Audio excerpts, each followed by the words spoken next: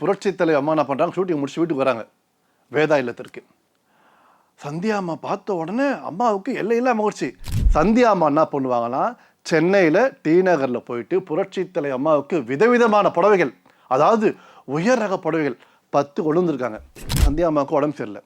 சொந்தக்காரங்க என்ன பண்ணுறாங்க, சென்னையில் பூந்தமல்லில் இருக்கிற ஒரு ஹாஸ்பிட்டலில் சேர்க்குறாங்க. புரட்சி தலைவி அரசியல், படிப்பு, நடிப்பு, விளையாட்டு எல்லாத்துலேயும் அம்மா தான் ஃபஸ்ட்டாக இருப்பாங்க, பெஸ்ட்டாக இருப்பாங்க. அந்த வகையில் அம்மா அவங்க சினிமாவில் நம்பர் 1 நடிகை. அம்மாவுடைய அம்மா சந்தியா அம்மா பார்த்தீங்கன்னா சினிமாவில் ஓஹோன்னு வந்தாங்க. புரட்சி தலைவி அம்மாவுக்கு பிறகு, அதாவது நடித்த பிறகு இவங்கள பட வாய்ப்புகளை குறைத்து கொண்டார்கள். அம்மா கூடயே இருப்பாங்கன்னா அம்மாவுடைய கால் ஷீட்லாம் அவங்க தான் பார்த்துப்பாங்க. யார்? சந்தியா அம்மா. அந்த வகையில் அம்மாவுக்கு பார்த்தீங்கன்னா பயங்கர பிஸி. சந்தியா அம்மா கூட பேசுகிறதுக்கு நேரமே கிடைக்கலையாம்.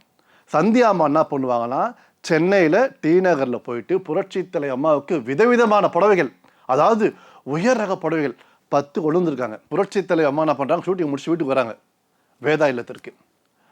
சந்தியா அம்மா பார்த்த உடனே அம்மாவுக்கு எல்லையில்லா மகிழ்ச்சி.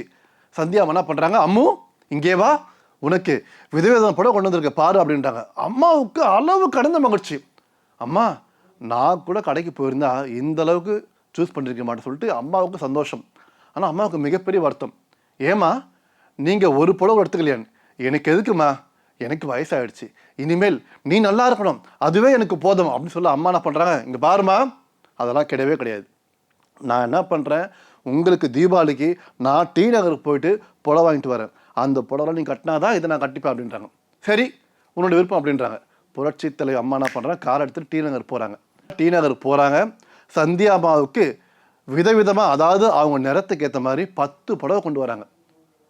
சந்தியா அம்மா கேட்குறாங்க, அம்மு எனக்கு எதுக்குமா இவ்வளோ புடவை, இங்கே பாருமா தீபாவளிக்கு இன்னும் 10 நாள் தான் இருக்குது, ஆகவே நீங்கள் தினந்தோறும் ஒவ்வொரு புடவை கட்டுங்க அப்படின்னு சொல்ல அவங்க அமைதியாக இருந்தாங்களாம்.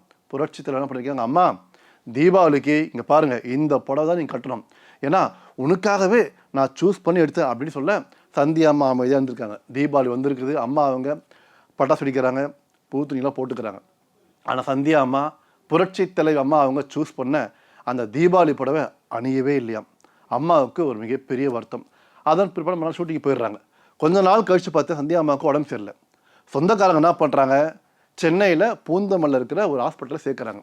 சந்தியா அம்மா என்ன பண்ணுறாங்க, ஹாஸ்பிட்டல் சேர்க்கும்போது சொந்தக்காரங்க சொல்கிறாங்க, இங்கே பாருங்கள் இந்த விஷயத்தை அம்முக்கிட்ட சொல்லாதீங்க, ஏன்னா எனக்கு உடம்பு சரியில்லை, அம்மு தாங்க மாட்டா அப்படின்னு சொல்ல அவங்களும் அமைதியாக இருந்துடுறாங்க. அதன் பிற்பாடு பார்த்தீங்கன்னா மறுநாள் சிகிச்சை பலன் இல்லாமல் இறந்து போயிடுறாங்க. இந்த விஷயம் அம்மாவுக்கு தெரிஞ்சு ஓடோடி வராங்க, கதறி போய் அம்மா என்று.